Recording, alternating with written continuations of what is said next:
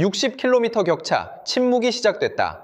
6,500만 달러의 역습, 소스코드 100%, 판이 바뀌었다. 프랑스의 특권, 한국이 흔들었다. 타이틀, 사우디 사막 시험이 끝내 드러냈다.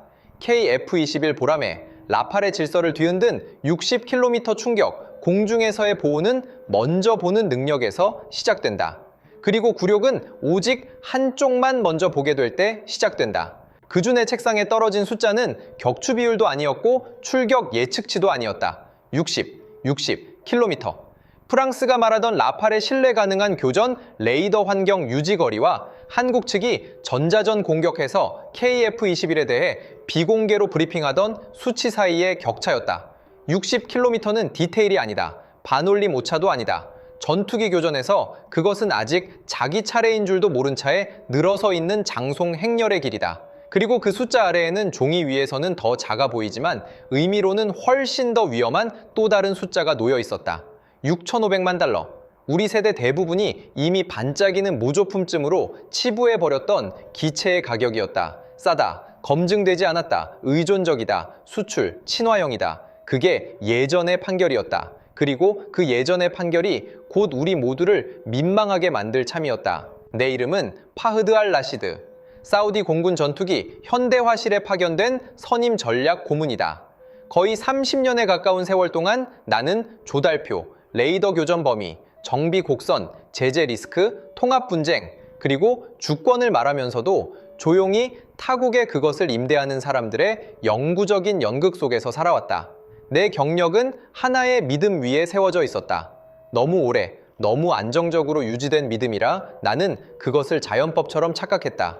우리 지역 공군이 위신과 생존성, 정치적 방어력, 그리고 믿을 만한 독자 타격 능력의 균형을 원할 때 결국 돌아오는 이름은 늘 몇 안 되는 작은 클럽이었다. 프랑스, 미국, 많아야 영국 정도. 그 외의 나라들은 부품이나 야망 혹은 극장 무대 같은 허세를 공급할 뿐이었다. 중심축이 아니었다. 그런데 한국이 AESA 레이더 기술 이전을 요청했고 워싱턴은 거부했다. 나는 그 거절을 똑똑히 기억한다. 우리 세계에서 미국의 거부는 보통 엔지니어가 반박을 시작하기도 전에 모든 걸 끝내버리기 때문이다. 이후 한국 프로그램을 움직인 F414 엔진은 어느 지방 공장에서 급조한 모터가 아니었다. 동급 전투기 엔진 가운데 가장 널리 배치된 계열 중 하나였고 전 세계에 1600기 이상 인도됐으며 500만 비행시간이 넘는 실적이 쌓여 있었다. 워싱턴은 자신들이 어떤 산업 기반을 키워주고 있는지 또 어디까지는 여전히 통제하려 하는지 정확히 알고 있었다. 내가 포함된 사람들은 너무 빨리, 너무 오만하게 한 가지를 가정했다. 사다리 꼭대기에서 거절당하면 오르는 자는 떨어질 거라고. 그런데 한국은 내가 조선소와 반도체 산업에서 이미 여러 번 봤으면서도 군용 항공 분야에서는 끝내 제대로 존중하지 않았던 방식으로 반응했다. 그들은 거절을 멈춤의 신호가 아니라 설계 조건으로 받아들였다. 처음 이 이야기가 나에게 들어왔을 때 그것은 승전보가 아니라 짜증나는 소식으로 들려왔다. 한국의 국산 전투기가 2022년에 비행했고 생산이 프로토타입 쇼에서 실제 생산 라인 기획 단계로 넘어갔으며 더 이상 파워포인트 위의 약속이 아니라 국가 차원의 인도시까지 열리는 산업적 약속이 되었다는 보고가 돌기 시작했다. 로이터는 이미 이 프로그램을 소문이 아니라 실시간으로 진행 중인 국가 프로젝트로 다루고 있었고 서울은 이제 KF-21을 더 큰 항공우주 도약의 중심축으로 공개적으로 포장하고 있었다. 하지만 나는 그걸 동급이라는 증거로 받아들이지 않았다. 날 수 있다고 지배력을 증명하는 건 아니다. 조립 라인이 있다고 성숙한 무기가 되는 것도 아니다. 국가 행사 하나가 실전 기록을 대체하는 것도 아니다. 그런데 숫자들이 자꾸 잘못된 순서로 도착했다. 처음 잘못 들어온 숫자는 레이더 거리였다. 두 번째는 가격이었다. 세 번째는 프랑스가 자신들이 이룰 수 있다고 느끼기 시작한 규모였다. 2024년 무렵 다쏘는 쇠락하는 노후 가문이 아니었다. 초반 2024년 기준으로만 해도 라팔은 막대한 수출 잔량을 쌓아두고 있었다. 인도 36대, 카타르 36대, 인도네시아 42대, UAE 80대를 포함해 신조기 수출 수주만 261대였다. 이 숫자가 중요한 이유는 큰 수주 잔량은 두 가지를 동시에 증명하기 때문이다. 신뢰를 입증하고 동시에 특권의식을 만든다. 시스템이 그 정도 수출 정당성을 확보하면 파는 사람들은 경쟁자가 아니라 세습 지주처럼 말하기 시작한다. 리야드에서 우리는 그런 사람들이 어떻게 말하는지 정확히 알고 있었다. 반드시 큰 소리로 말하지는 않는다. 브로슈어에도 쓰지 않는다. 하지만 회의실 안에서, 침묵의 틈에서, 기술 제한 조건 속에서, 그리고 우리가 선택할 수 있는 것들을 되레 우리에게 설명해주는 방식에서 그 냄새가 난다. 그리고 사우디 요구 조건이 등장했다. 논의는 여전히 유동적이고 층위가 많았으며 궁정의 리듬과 전략적 해징에 따라 흔들리고 있었지만 모두가 속삭이던 규모는 엄청났다. 한 개 비행대가 아니었다. 상징용 소량 구매도 아니었다. 세대를 바꾸는 결정이었다. 잠재적으로 100대. 정비, 무장통합, 훈련체계, 현지산업 이전까지 주권 패키지로 묶이면 그 이상도 가능했다. 40년짜리 생태계였다. 기체값만 수십억 달러. 유지비까지 포함하면 그보다 훨씬 더 컸다. 단순히 공군이 아니라 위계 자체를 바꿔놓을 계약이었다. 프랑스는 그걸 이해하고 있었다. 미국도 마찬가지였다. 그리고 조용히 일본도 알고 있었다. 나를 불안하게 만든 건 한국의 영업 문구가 아니었다. 신참이 배고픈 건 당연하다. 배고픔은 정상이다. 나를 불안하게 한 건 오래된 강자들의 반응이었다. 표면에는 지나치게 많은 경멸이 있었고 그 아래에는 지나치게 많은 움직임이 있었다. 그 조합은 자신감의 신호가 아니다. 계산 냄새다. 논의를 위원회 특유의 안개에서 끄집어낸 사람은 술탄 파이살 왕자였다. 그는 한국 전투기의 초음속 시범 비행 영상을 봤고 왕족다운 조급함과 오래된 아첨 속에서 살아남은 사람 특유의 선명함으로 아데샤를 내렸다. 가라. 직접 봐라. 기체에 앉아봐라. 일선 조종사들의 결정을 중고 위신에 맡기지 마라. 마지드 알카흐타니가 그 출장에 배정됐다. 그건 중요했다. 마지드는 단순히 경험 많은 인물이 아니었다. 기술적 취향이 자기 인생과 결합해버린 부류의 사람이었다. 그는 프랑스에서 공부했고 어려서부터 프랑스 항공우주를 동경했으며 30년 넘게 전투기 도입 자문을 해왔다. 그런 사람이 신참을 보며 비웃으면 방 전체가 따라 웃는다. 그런 사람이 침묵하면 결국 방도 따라 침묵하게 된다. 우리는 사천에 도착했을 때 야심가를 점검하러 간다고 생각했다. 실제보다 더 오래되고 더 부유하고 더 성숙해 보이려 애쓰는 무언가 말이다. 시설은 정돈돼 있었고 현대적이었으며 효율적이었다. 하지만 연극적이지는 않았다. 제국적이지도 않았다. 100년 된 항공 귀족 가문의 대성당 같은 분위기도 없었다. 나는 그때 이런 생각을 했다. 만약 이게 우리의 미래라면 이렇게 큰 주장을 하기엔 무대가 지나치게 소박하다고. 그런데 활주로 끝에 앉아있던 기체가 과소평가의 안락함을 산산이 깨버렸다. KF-21은 급조된 것처럼 보이지 않았다. 망상에 빠진 면허 생산 타협물처럼도 보이지 않았다. 오랫동안 내 자리는 여기다 라는 말을 들어 온 한 나라가 조용히 금속으로 지도를 다시 그리기로 결심한 모습 같았다. 쌍발, 깔끔한 선형, 완전한 5세대 교리의 비용 폭발 없이 스텔스 형상 타협점을 잡은 설계, 예산, 정비, 수출 정치라는 현실 세계에서 살아간다는 사실을 인정하는 포식자였다. 그리고 기수 위에는 이번 출장 전체를 위험하게 만드는 질문이 놓여 있었다. 레이더, 새 전투기에 아직 실전 기록이 없다고 해서 용서할 수는 있다. 후원국이 믿을 만하다면 정치적 의존도 어느 정도는 감수할 수 있다. 위신 배지가 조금 약해도 더 멀리 보고 더 깨끗하게 추적하고 더 빠르게 통합한다면 눈 감아 줄 수 있다. 하지만 전투 항공에서 가장 민감한 기술 중 하나의 접근을 거부당한 나라가 끝내 신뢰 가능한 AE, SA 레이더를 직접 만들어냈다면 그건 단순한 제품 비교 이상의 일이었다. 예전의 사다리를 한 칸씩 오르는 게 아니라 아예 우회해버리고 있다는 뜻이었기 때문이다.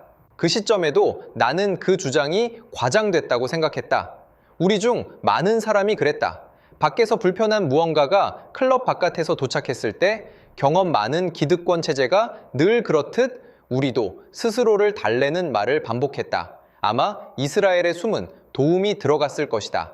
아마 소프트웨어는 부풀려졌을 것이다. 아마 시험 조건을 마사지했을 것이다. 아마 거리 수치는 특수 시나리오일 것이다. 아마 슬라이드에서는 작동해도 모래, 열, 지상 클러터, 재밍 환경에서는 다를 것이다.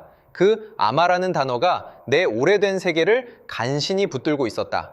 그런데 곧 프랑스가 또 다른 단어를 돌리기 시작했다. 이스라엘. 바로 그 순간부터 이것은 단순한 비교가 아니라 전류가 흐르는 선이 됐다.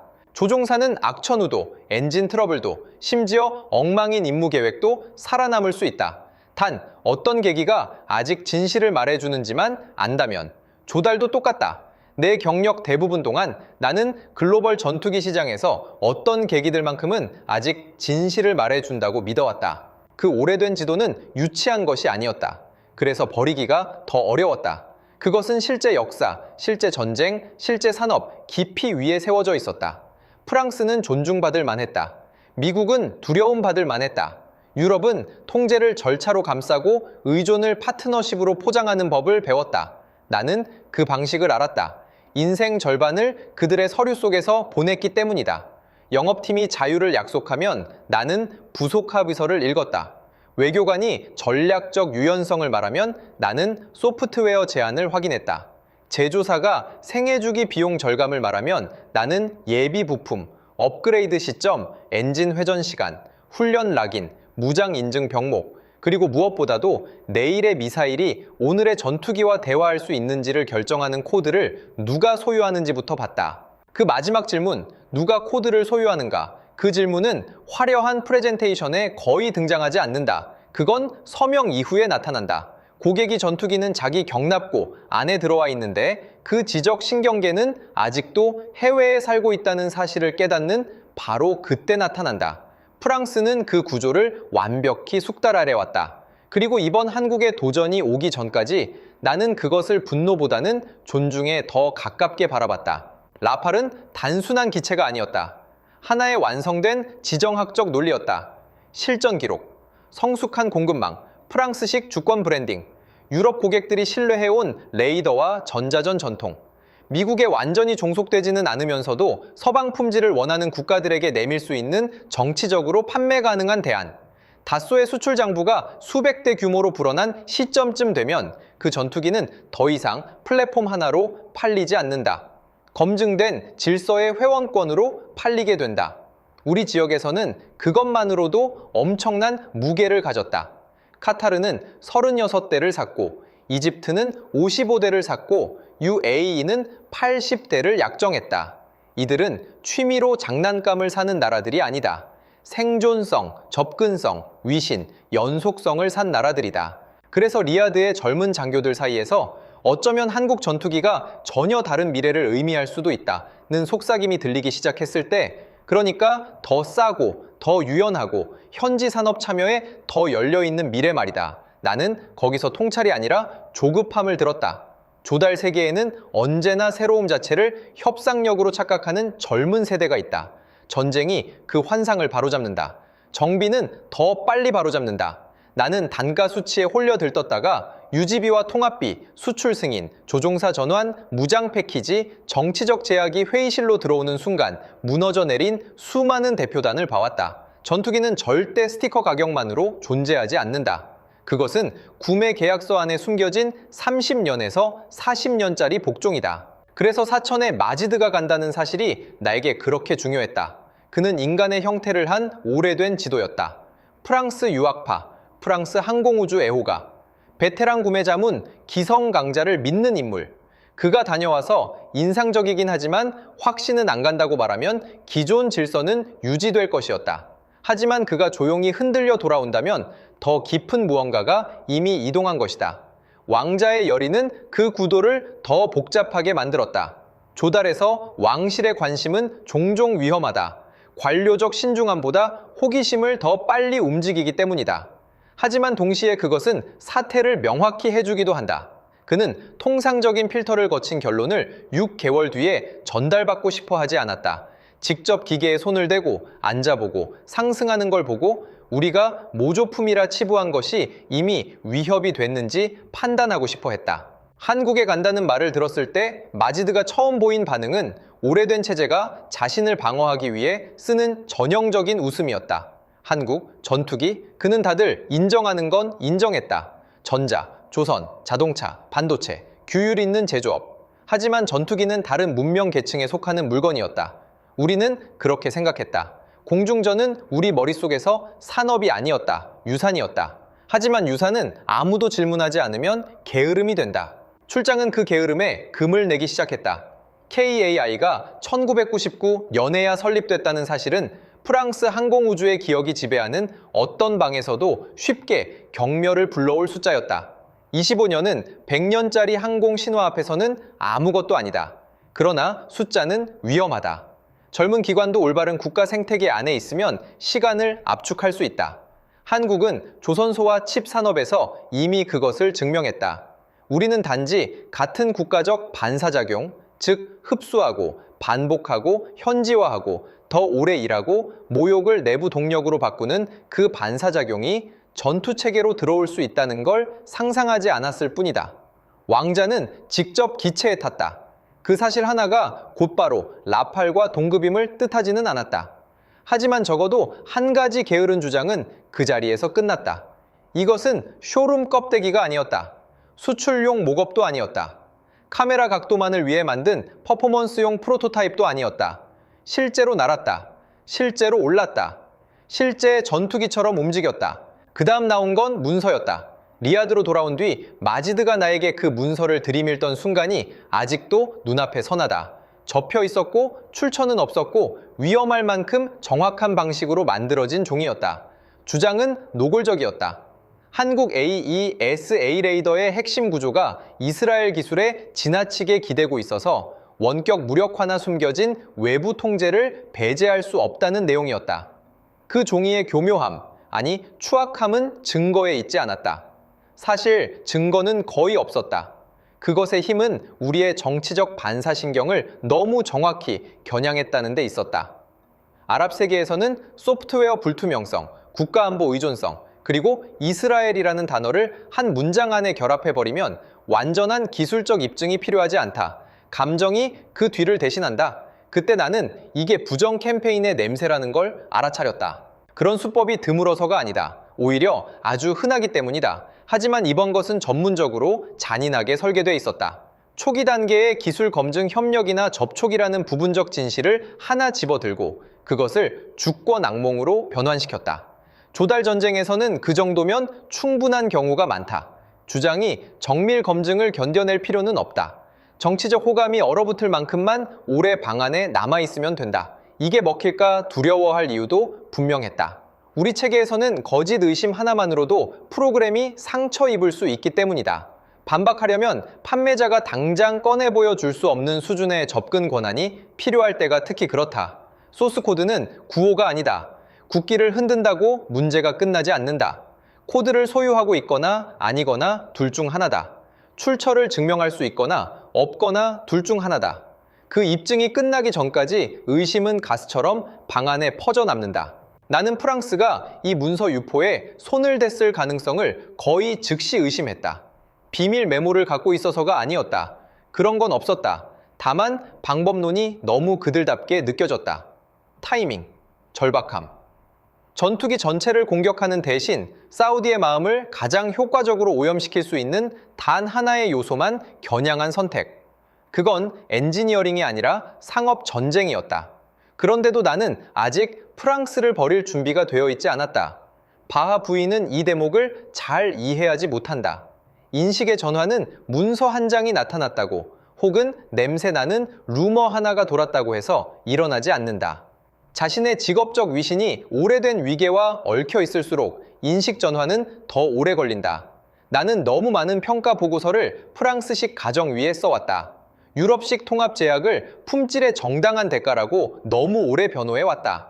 독자적 코드 소유권 따위는 사치스러운 구호일 뿐 중심축은 아니라고 나는 너무 많은 젊은 장교들에게 말해왔다. 그래서 그 독성 문서를 읽고도 나는 여전히 사건들을 오래된 지도로 해석하려 했다.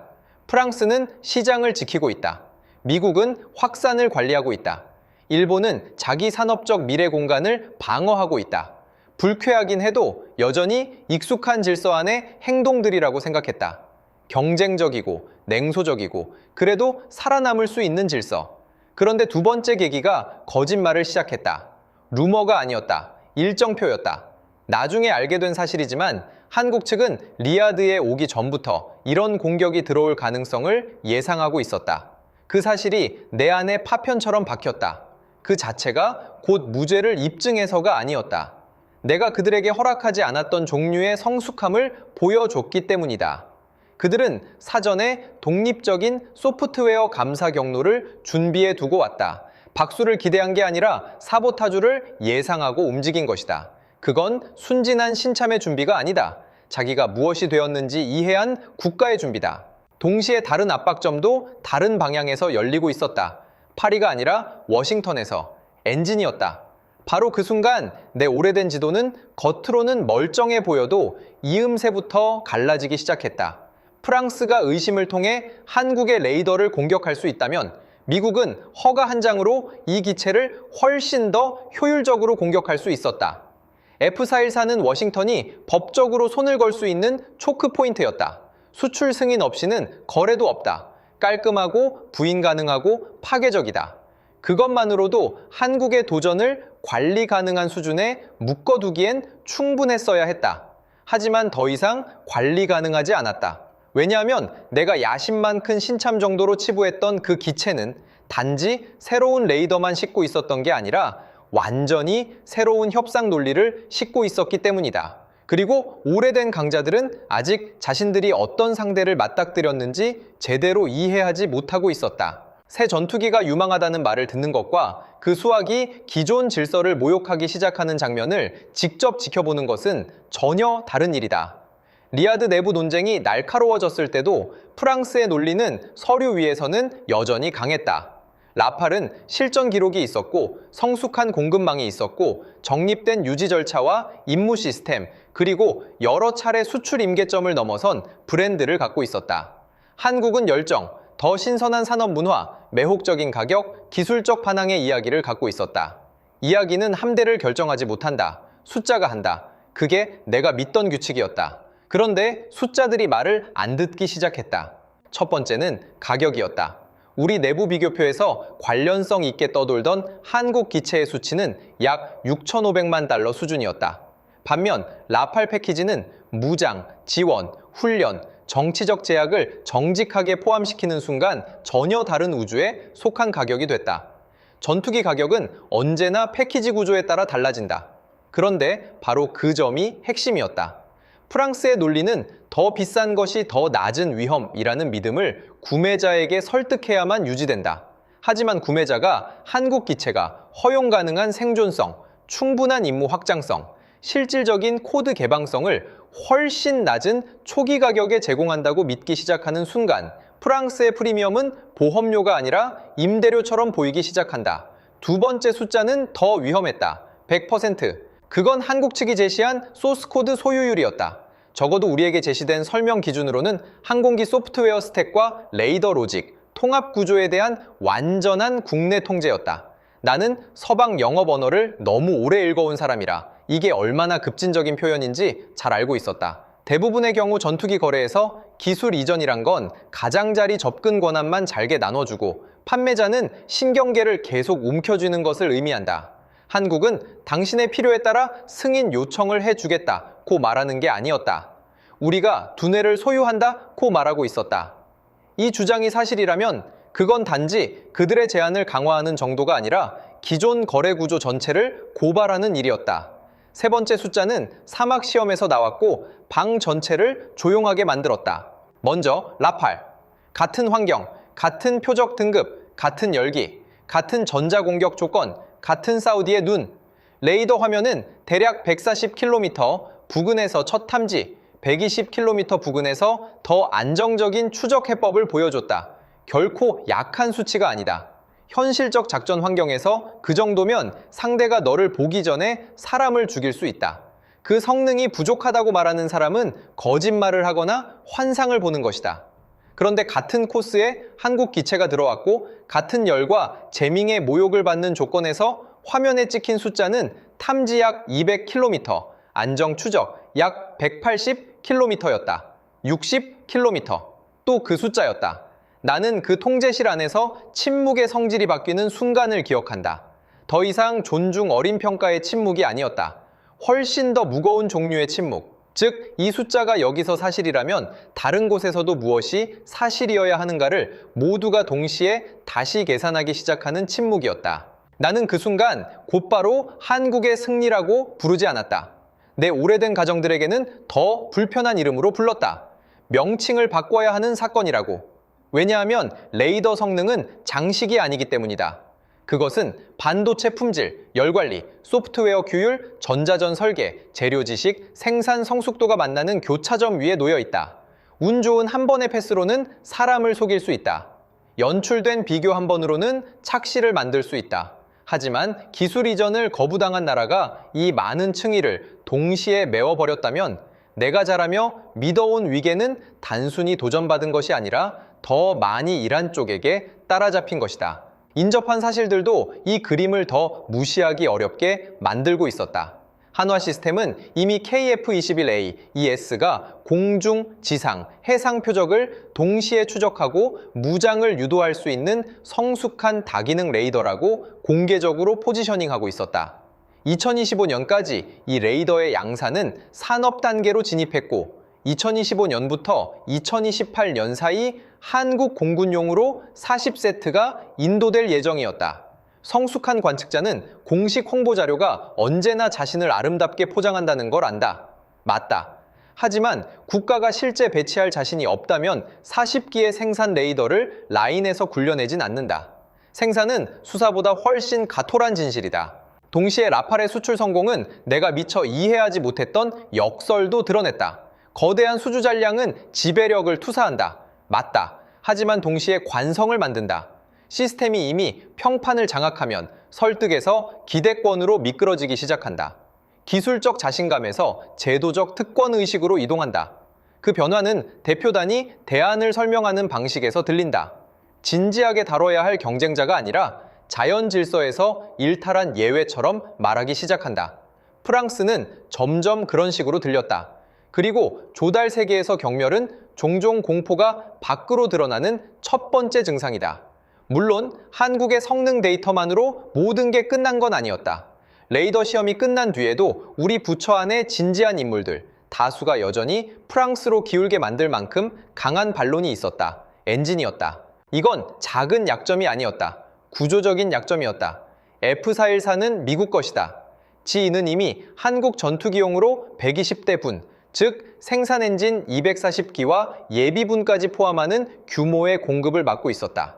그 말은 모든 수출 협의가 결국 미국 승인이라는 그림자 아래에 놓인다는 뜻이었다. 아무리 훌륭한 소프트웨어 주권과 높은 개방성을 가진 기체라도 동력권이 다른 나라의 허가 범위 안에 남아있다면 지정학적으로는 여전히 족쇄를 찬 셈이다. 그 현실은 프랑스에게 아주 잔인한 공격 포인트를 줬고 그들은 기쁘게 그것을 활용했다. 그들은 세련된 언어로 이렇게 물었다. 심장이 워싱턴 서명 없이는 뛰지 못하는 전투기가 무슨 주권 전투기냐고. 기체는 한국산이고 엔진은 미국산이고 승인은 정치적이며 인도 일정은 세계 수도의 기분에 휘둘리는데 대체 무엇을 사는 것이냐고. 훌륭한 공격이었다. 제품만이 아니라 한국 논리의 로맨스 자체를 겨냥했기 때문이다. 그리고 그 말은 완전히 틀린 것도 아니었다. 그래서 다음 단계가 더 많은 걸 가르쳐줬다. 한국은 그 약점을 부정하는 대신 오히려 무기로 바꾸기 시작했다. 그 일이 벌어지기 전에 또 다른 숫자들이 계속해서 내 오래된 질서에 대한 신뢰를 깎아내리고 있었다. F414 자체는 더 큰 글로벌 생태계 안에 있었다. 운용 혹은 발주 국가팔 개국 1600기 이상 인도 500만 시간 이상의 비행 실적. 즉 의존은 분명하지만 그것이 거대한 엔진 공동체에 연결된 의존이라는 뜻이었다. 한국이 시사하기 시작한 것은 단순한 취약성이 아니었다. 생태계 규모를 이용한 지렛대였다. 만약 사우디가 단순한 한국 전투기 구매국이 아니라 더 넓은 F4.1 사 정비 생태계의 MRO 거점이 될 수 있다면 미국의 허가는 더 이상 순수한 초크 포인트가 아니라 공유된 산업적 이해관계가 된다. 그 가능성은 아직 방 안에 나이 많은 사람들에게 완전히 전달되지 않았다. 그들은 여전히 전통적 각본으로 말하고 있었다. 라팔 진영, 마지드와 하산 장군 같은 인물들이 축이 된 진영은 다시 실전 기록으로 돌아갔다. 리비아, 말리, 시리아, 실제 출격, 실제 작전 스트레스 아래에서의 유지 경험, 실전을 통해 쌓인 신뢰. 그들은 모든 레것이 플랫폼 판매자가 방 안에 던지고 싶어하는 바로 그 질문을 던졌다. 한국 전투기는 어디서 싸워봤는가? 없다. 피로 적힌 교훈은 어디 있는가? 없다. 예측 불가능한 전시 압력 속에서 킬체인이 입증된 적이 있는가? 없다. 그 논리는 중요했다. 역사를 미화하기 위해 그렇지 않았던 척할 생각은 없다. 많은 신의 무기들이 스포레드, 그 언덕에서 죽는다. 시험장에서 잘 나온 전투기가 전쟁에서는 실망시키는 경우도 얼마든지 있다. 하지만 젊은 장교들은 이제 더 이상 가격 언어만 말하지 않았다. 그들은 통제의 언어를 말하고 있었다. 한 대령이 프로토콜을 거의 무시할 정도로 직설적으로 말했다. 프랑스와 거래하면 우리는 전투기를 사고 허가를 임대한다. 한국과 거래하면 우리는 전투기를 사고 권력을 협상한다. 그 문장이 내 머릿속에 오래 남았다. 내가 수년 동안 직업적으로 매끈하게 포장해온 것을 그 말이 단숨에 드러냈기 때문이다. 우리는 의존을 너무 오래 정상화한 나머지 더 이상 의존처럼 느끼지도 않게 되었다. 우리는 그것을 통합 지원, 소프트웨어 안정성, 업그레이드 관리, 무장 인증, 무결성이라고 불렀다. 하지만 더 낮은 가격에 더 많은 개방성을 제공하면서도 핵심 임무체계 성능에서 같거나 더 나은 경쟁자가 등장하는 순간 오래된 완곡어법은 본래 이름으로 돌아간다. 제약. 그 논쟁 속에 끝까지 박혀있던 독침은 이스라엘 의혹이었다. 그게 있었기 때문에 레이더 수치만 놓고 보면 이미 무너졌어야 할 라팔 진영이 더 오래 버틸 수 있었다. 만약 한국 레이더 안에 정말로 외국 코드 취약점이 숨어 있다면 주권을 둘러싼 모든 한국식 주장은 한순간에 뒤집히기 때문이다. 그들의 장점 전체가 도덕적, 전략적 수치 아래 붕괴해버린다. 나는 계속 스스로에게 말했다. 아직은 증거를 기다리는 단계라고. 숫자는 인상적이지만 불완전하다고. 오래된 지도는 아직 실패한 게 아니라 잠시 휘어진 것뿐이라고. 그런데 한국은 감사 추적 경로를 꺼냈다. 그리고 순식간에 숫자는 거리와 가격, 수출 규모만의 문제가 아니게 됐다. 그것은 소유권의 문제가 됐다. 바로 그때부터 논쟁은 어느 전투기가 더 잘 나는가의 문제가 아니라 어떤 나라가 아직도 항공 주권이 진짜 무엇을 뜻하는지 이해하고 있는가의 싸움이 됐다.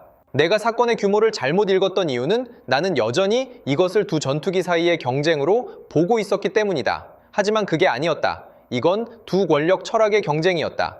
프랑스는 여전히 자신들이 팔고 있는 것이 완성된 유산이라고 생각했다.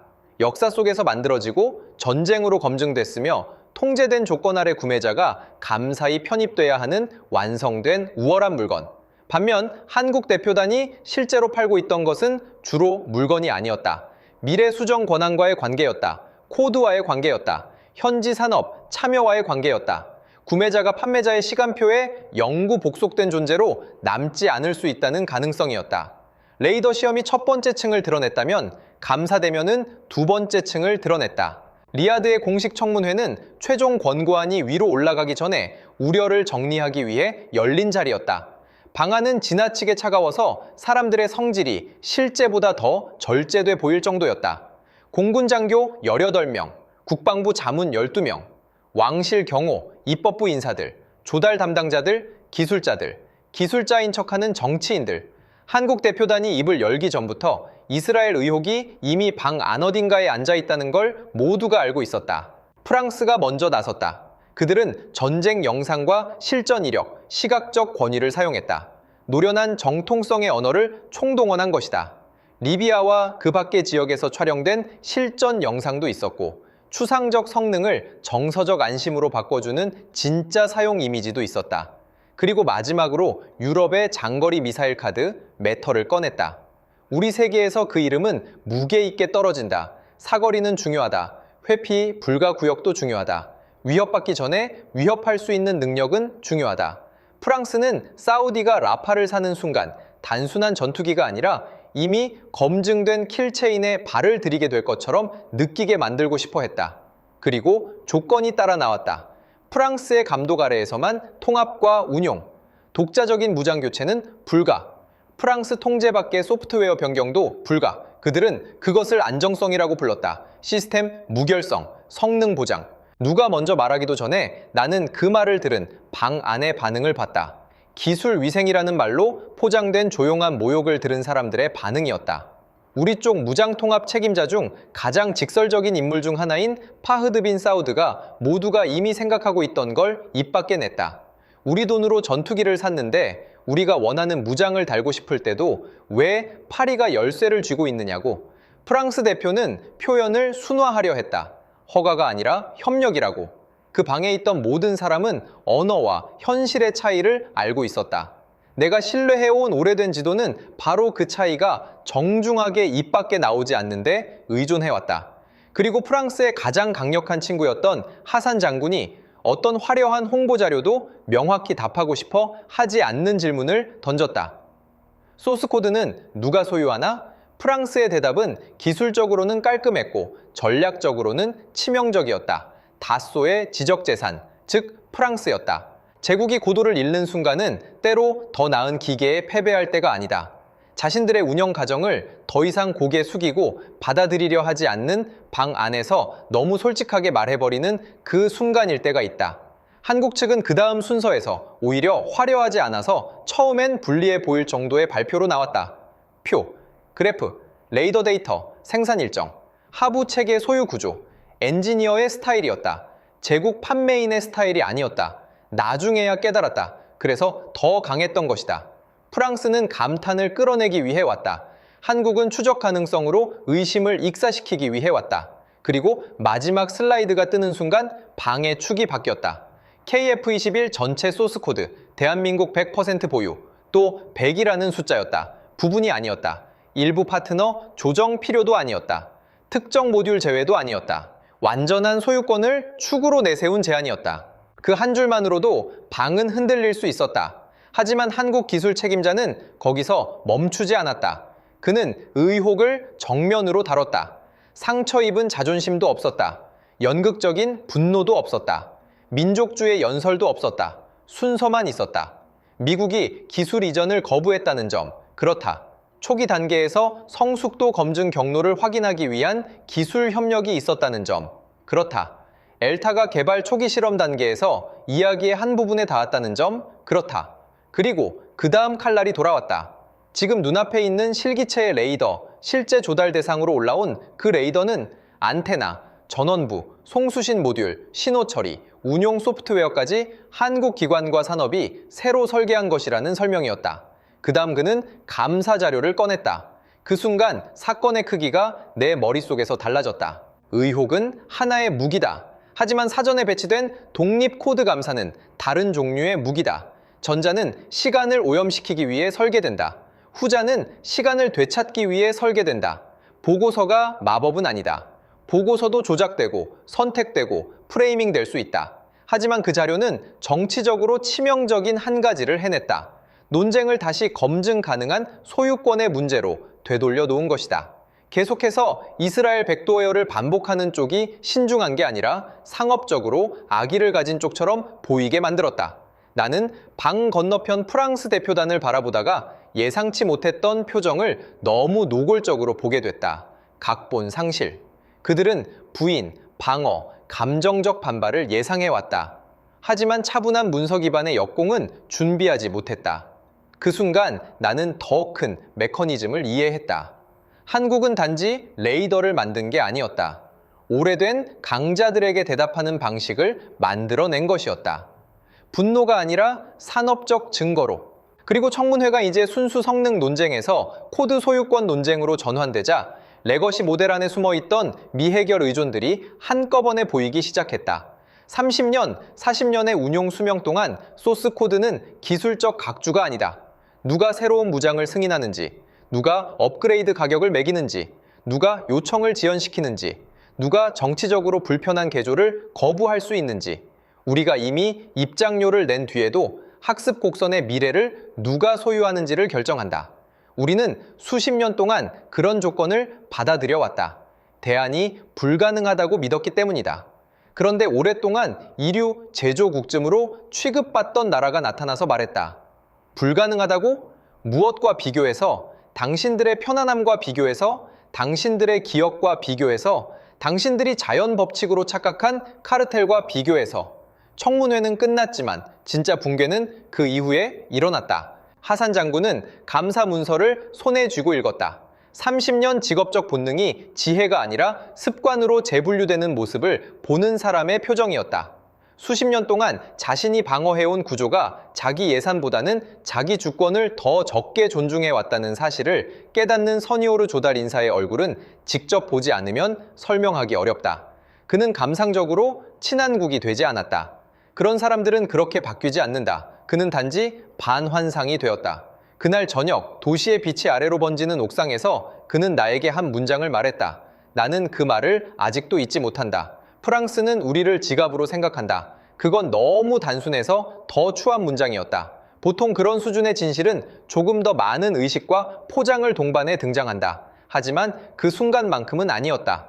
오래된 지도가 동기를 드러낸 채 벗겨진 순간이었다. 나는 손에 2장의 문서를 들고 서 있었다. 하나는 고발지였고 다른 하나는 코드 감사 자료였다. 그리고 그제야 처음으로 깨달았다. 이 분쟁은 더 이상 한국 전투기가 라팔과 입찰해서 겨룰 수 있느냐의 문제가 아니었다. 그건 너무 작은 질문이었다. 진짜 사건은 핵심 기술 계층의 편철을 거부당했던 한 나라가 그 거부를 이용해 소유권, 존엄, 참여를 중심으로 한 수출 논리를 만들어냈다는 사실이었다. 비전 2030을 추진하며 단순 구매가 아니라 현지 산업적 의미를 원하는 우리 같은 국가에게 그건 싼 가격표보다 훨씬 더 불안정한 힘이었다. 그리고 한국이 그 주권 논리를 더 이상 쉽게 비웃을 수 없는 레이더 성능 주장과 결합시켰기 때문에 프랑스의 프리미엄은 정치적으로 취약해지기 시작했다. 쓸모 없어졌다는 게 아니다. 구식이 됐다는 것도 아니다. 다만 취약해졌다는 것이다. 자, 물론 여전히 엔진 문제가 있었다. 여전히 미국의 거부권 그림자가 있었다. 여전히 어떤 전쟁 기획자라도 젊은 전투기에 대해 가져야 할 자연스러운 회의가 있었다. 프랑스가 맞는 한 가지도 있었다. 전투 항공은 단일 하부 체계나 청문회 한 번으로 승분하는 세계가 아니다. 하지만 청문회는 내가 처음 이해했던 것보다 훨씬 큰 무언가를 이루어냈다. 모든 플레이어를 공개 무대 위로 끌어낸 것이다. 프랑스는 개방성 없는 소유를 인정했다. 한국은 소유를 동반한 개방성을 주장했다. 그리고 이 두 입장이 편기한 언어로 한꺼번에 보이기 시작한 순간 다음 단계는 피할 수 없었다. 전투기 바깥의 시스템, 즉 부처들, 수출업체들, 경쟁 프로그램들, 미국의 산업계층, 일본의 전략 계산이 움직이기 시작할 것이었다. 그때부터 사건은 경쟁이 아니다.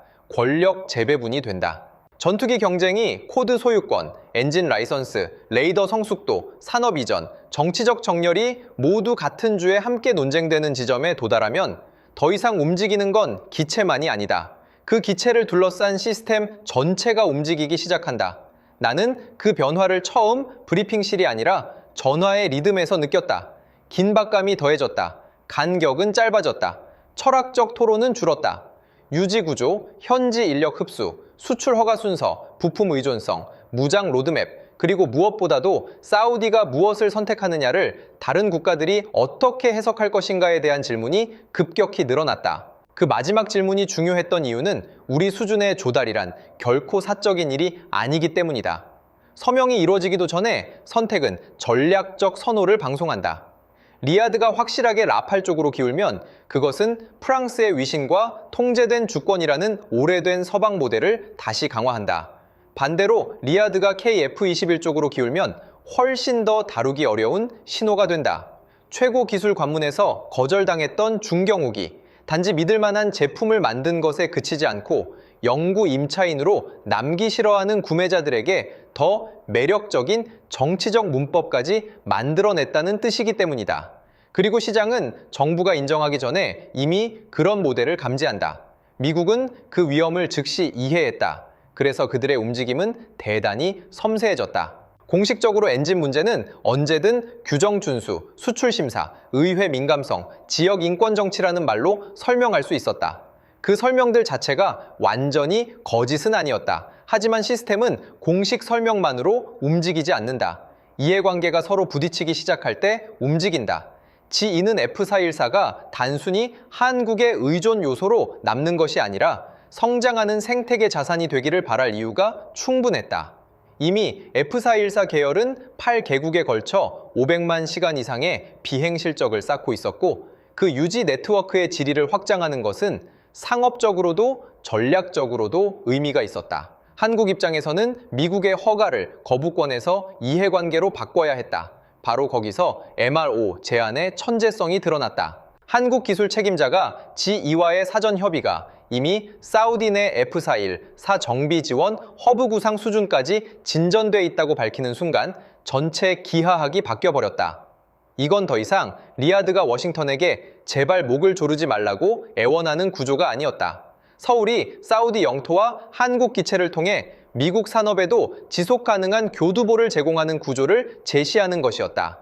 전투기가 독립된 수출 상품이 아니라 더 큰 엔진 유지 생태계의 노드가 되는 순간 미국의 주저함은 더 이상 공짜가 아니다. 지연은 단지 한국만 압박하는 것이 아니라 G2와 동맹 계획자들이 활용할 수 있는 유용한 물류 허브 하나를 잃게 만드는 일이 된다. 나는 방 안 사람들이 그걸 실시간으로 이해하는 걸 볼 수 있었다. 모두가 기술 세부를 완전히 이해한 건 아니었다. 하지만 정치적 번역은 이해했다. 구매자는 주권을 원한다. 판매자는 규모를 원한다. 제3자 엔진 소유자는 정비 네트워크 확장을 원한다. 한국은 자기 약점을 세 주체 모두에게 유용한 것으로 바꾸는 길을 찾아낸 것이다. 그건 평범한 영업이 아니다. 시스템 사고다. 반면 프랑스에게 남은 유일한 고도화 수단은 독립성의 언어를 더 밀어붙이는 것뿐이었다. 라팔의 엔진은 프랑스산이었다. 레이더도 프랑스산이었다. 승인도 프랑스 것이었다. 예전엔 그게 전략적 자율성처럼 들렸다. 하지만 새로운 비교 구조 아래에서는 전략적 봉쇄처럼 들리기 시작했다. 방이 달라졌기 때문에 같은 사실의 의미가 달라진 것이다. 일본이라는 층위는 긴장을 더 날카롭게 만들었다. 도쿄의 이해관계가 파리나 워싱턴과 완전히 같은 것은 아니지만 한 가지 핵심에서는 한국의 돌파를 원치 않는다는 점에서 서로 맞물렸다. 만약 사우디가 KF-21을 유연하고 현지화 가능하고 정치적으로 운용 가능한 미래 전투기 경로로 받아들이게 된다면 일본, 이탈리아, 영국이 추진하는 차세대 공동 프로그램이 완전히 성숙한 수출 자석이 되기도 전에 그 공간 자체가 좁아질 수 있었다. 일본이 한국을 직접 막을 수 있느냐가 핵심이 아니었다.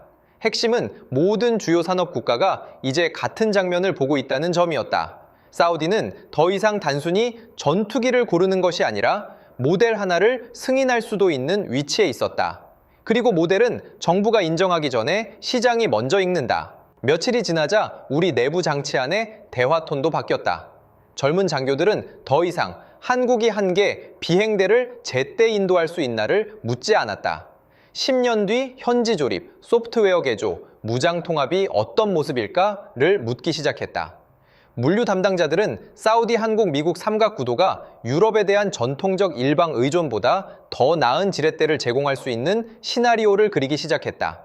수년 동안 번듯한 기술 이전 약속을 들어왔지만 결국 드라이버 작업만 남는 현실을 너무 많이 본 산업 기획자들은 건강할 만큼 무례한 질문을 던지기 시작했다. 정확히 무엇을 여기서 만들 수 있는가? 무엇을 여기서 코딩할 수 있는가? 어느 수준의 정비를 여기로 옮길 수 있는가? 사우디 엔지니어가 기념 촬영용 인원이 아니라 실질적 참여자로 들어오기까지 얼마나 걸리는가? 한국에 대한 답변이 모두 완벽했던 건 아니다. 그 점을 낭만화할 생각은 없다. 여전히 공백은 있었고 리스크도 있었고 수명 초기에 있는 전투기 계열이 피할 수 없는 불확실성도 분명 있었다. 하지만 달라진 건 입증 책임이었다. 프랑스는 더 이상 혈통만으로 이길 수 없었다. 왜 더 비싸고 더 적은 코드 접근권을 주고 더 긴 의존을 남기는 선택이 여전히 더 우월한 주권적 선택인지 설명해야 했다. 그건 훨씬 어려운 연설이다. 한국 분위기를 더 강하게 만든 산업적 사실도 있었다. 서울은 KF-21을 일회성 실험으로 제시하지 않았다. 이미 초기 생산 단계에 들어가 있었고 로이터는 2022 년 프로토타입 프로그램의 진전을 보도한 데 이어 2026년에는 첫 인도 이정표와 함께 항공기 기술, 엔진, 부품, 국내 소재에 대한 추가 투자 발표까지 다루고 있었다.